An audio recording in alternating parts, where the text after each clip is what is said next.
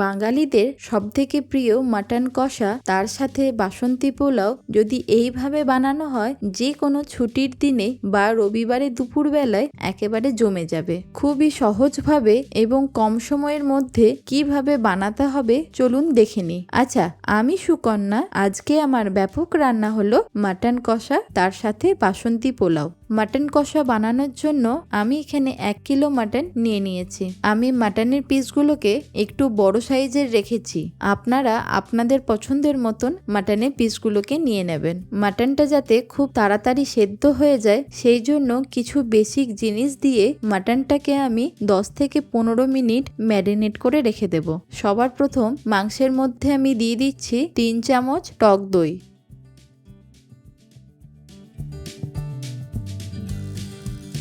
এবার দিয়ে দিচ্ছি 1 চা চামচ হলুদ, পরিমাণ মতো নুন, আর দিয়ে দিচ্ছি 1 টেবিল চামচ সর্ষের তেল। এই বেসিক মশলাগুলো দিয়ে মাটনটাকে খুব ভালোভাবে মাখিয়ে নেব।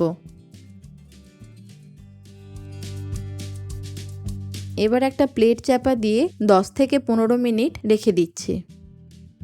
গ্রেভি বানানোর জন্য আমি এখানে 4 পিস মিডিয়াম সাইজের পেঁয়াজ নিয়ে নিয়েছি। পেঁয়াজগুলোকে ঠিক এইরকম ভাবে অর্ধচন্দ্রাকৃতি করে কেটে নিতে হবে, তাহলে পেঁয়াজগুলো ইভেনলি কুক হবে।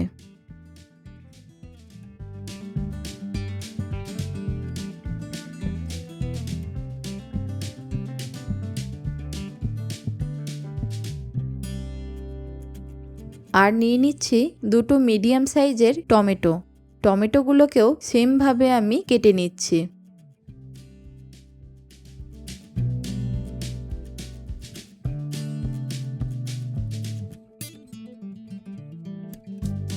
এবার আমি একটা স্পেশাল মশলা বানিয়ে দেখাচ্ছি, যেটা দিলে মাটনের স্বাদটা আরো দ্বিগুণ বাড়িয়ে দেবে। তার জন্য একটা ফ্রাইং প্যান নিয়ে নিয়েছি। তাতে দিয়ে দিচ্ছি 1 টিস্পুন গোটা ধনে, আর দিচ্ছি 2টো শুকনো লঙ্কা। এবার দিচ্ছি 1 চা চামচ জিরে, আর দিয়ে দিচ্ছি 4টে ছোট এলাচ। তার সাথে দিচ্ছি 4টে লবঙ্গ। এবার দিয়ে দিচ্ছি এরকম একটা ছোট জায়ফলের টুকরো। জায়ফলটা মাটনে দিলে তার স্বাদটা কিন্তু আরো বেড়ে যায়, তার সাথে মাটনের কালারটাও খুব সুন্দর হয়। সবার শেষে দিয়ে দিচ্ছি 1 টুকরো দারচিনি। এবার খুব ভালোভাবে গ্যাসের ফ্লেমটাকে লো করে দিয়ে মশলাটাকে ড্রাই রোস্ট করে নেব।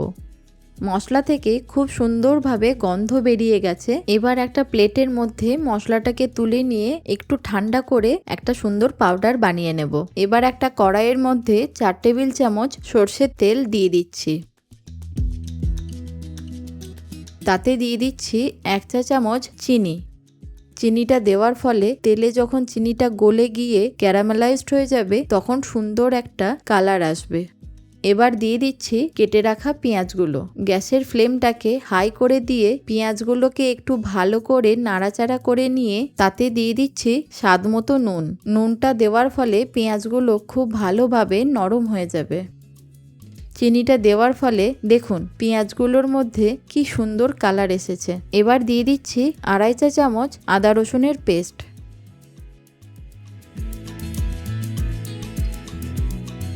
আর দিচ্ছি 1 চা চামচ হলুদ গুঁড়ো। মশলাটাকে এবার খুব ভালোভাবে নাড়াচাড়া করে নেব। সুন্দর কালারের জন্য দিয়ে দিচ্ছি 1.5 চা চামচ কাশ্মীরি লঙ্কার গুঁড়ো। অল্প একটু ঝালের জন্য দিয়ে দিচ্ছি 1 চা চামচ লাল লঙ্কার গুঁড়ো। আপনারা আপনাদের স্বাদ অনুযায়ী ঝালটা ব্যবহার করবেন। গ্যাসের ফ্লেমটা লোতে রেখে মশলাটাকে খুব ভালোভাবে কষিয়ে নিতে হবে।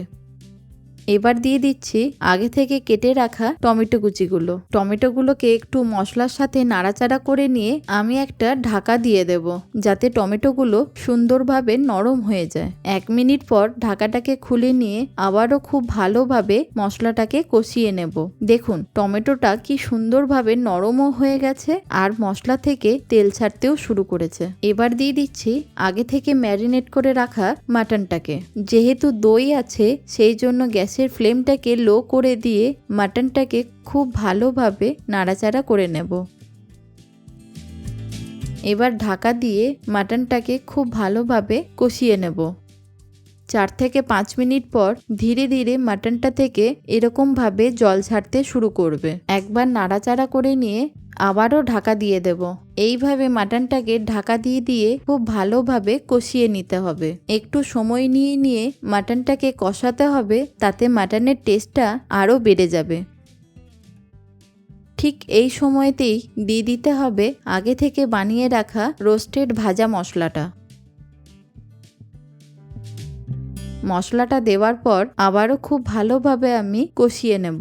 মাটন কষার স্বাদটা আরও বাড়িয়ে তুলবে যদি এই স্পেশাল মশলাটা অ্যাড করা হয়। দেখুন মাটনটা থেকে কি সুন্দরভাবে তেল ছাড়তে শুরু করে দিয়েছে। আপনারা যদি মাটনটাকে প্রেসার কুকারে কুক করে নিতে চান তাহলে ঠিক এই সময় মাটনটাকে কুকারের মধ্যে দিয়ে অল্প পরিমাণে একটু জল দিয়ে ফ্লেমটাকে লো টু মিডিয়ামে রেখে 2 থেকে 3টে সিটি দিয়ে নেবেন। আমি পুরো রান্নাটাই কড়াইতেই করেছি। মাটনটা খুব সুন্দরভাবে কষানো হয়ে গেছে।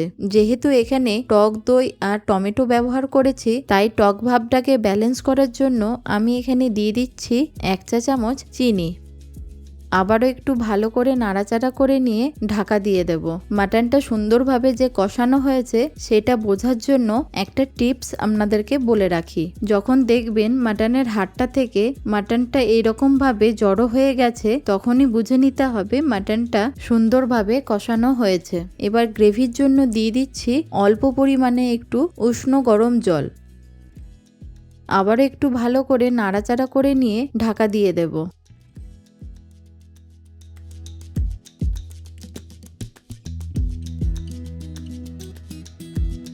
4 থেকে 5 মিনিট পর আবারও ঢাকাটাকে খুলে নিয়ে তাতে দিয়ে দিচ্ছি 1/2 টিস্পুন গরম মশলার গুঁড়ো।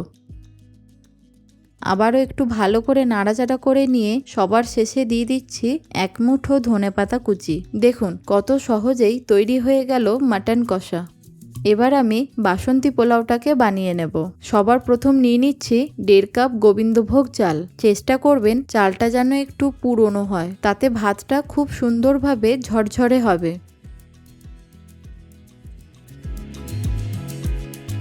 এবার খুব ভালোভাবে চালটাকে ধুয়ে নিয়ে একটা বড় থালা বা এরকম ট্রের ওপরে চালটাকে ভালো করে শুকিয়ে নিতে হবে।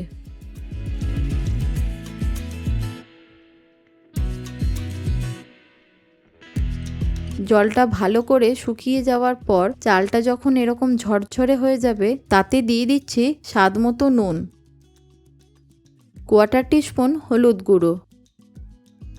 এবার আমি আগে থেকে 1.5 ইঞ্চি আদাকে গ্রেট করে রেখেছিলাম, সেটা আমি এখানে দিয়ে দিচ্ছি। আর দিচ্ছি 1/4 টিস্পুন গরম মশলার গুঁড়ো। সব কিছু দিয়ে চালটার সাথে এবার খুব ভালো করে মিশিয়ে নেব। এবার একটু সুন্দর ফ্লেভারের জন্য দিয়ে দিচ্ছি 2 চা চামচ ঘি। আবারও একটু ভালো করে সব কিছুকে মিশিয়ে নেব। এবার একটা ফ্রাইং প্যানের মধ্যে দিয়ে দিচ্ছি 2 চা চামচ ঘি। আপনারা চাইলে ঘিয়ের পরিবর্তে সাদা তেলও ব্যবহার করতে পারেন। এবার গ্যাসের ফ্লেমটাকে লোতে রেখে কাজু বাদামগুলোকে খুব ভালো করে ভেজে নেব।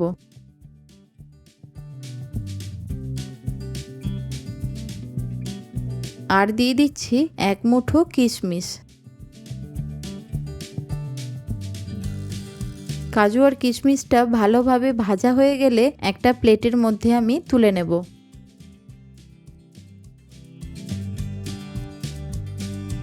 ওই ফ্রাইং প্যানের মধ্যে দিয়ে দিচ্ছি 1 টেবিল চামচ ঘি। এবার ফোড়ন হিসেবে কিছু গোটা গরম মশলা দিয়ে দেব, ছোট এলাচ, লবঙ্গ আর দারচিনি। ফোড়নটা একটু ভালো করে নাড়াচাড়া করে নিয়ে এবারে দিয়ে দিচ্ছি আগে থেকে মাখিয়ে রাখা গোবিন্দভোগ চালটা। চালটা দেওয়ার পরও আবারও খুব ভালোভাবে নাড়াচাড়া করে নেব। এবার মিষ্টির জন্য দিয়ে দিচ্ছি 3 টেবিল চামচ চিনি। চিনিটা দিয়ে আবারও একটু ভালো করে নাড়াচাড়া করে নিচ্ছি। এখন দিয়ে দিচ্ছি উষ্ণ গরম জল। আমি এখানে 1.5 কাপ চাল নিয়েছি, সেই কাপেরই মাপ অনুযায়ী জলটাকে দিতে হবে। যতটা চাল ঠিক তার ডবল জল দিতে হবে, তবেই বাসন্তী পোলাও ঝরঝরে হবে। আবারও একবার ভালো করে নাড়াচাড়া করে নিয়ে তাতেই দিয়ে দিচ্ছি আগে থেকে ভেজে রাখা কাজু আর কিশমিশটা। এবার গ্যাসের ফ্লেমটাকে লো করে দিয়ে একটা ঢাকা দিয়ে দেব। 3 থেকে 4 মিনিট পর ঢাকাটাকে খুলে আবারও একবার ভাতটাকে নাড়াচাড়া করে দেব, তাতে ভাতটা সমানভাবে সেদ্ধ হবে।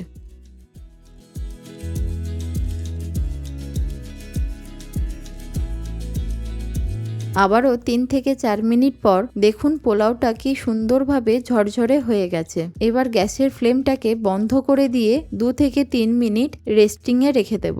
বাড়িতে মাটন থাকলে এই দুটো রেসিপি খুব সহজেই কিন্তু বানিয়ে নেওয়া যায়। আশা করি আপনাদের এই রেসিপিটি নিশ্চয়ই ভালো লেগেছে। এরকম আরো নতুন নতুন রেসিপি দেখতে হলে অবশ্যই কমেন্টে জানাবেন। ভালো থাকুন, সুস্থ থাকুন, দেখতে থাকুন ব্যাপক রান্নাঘর।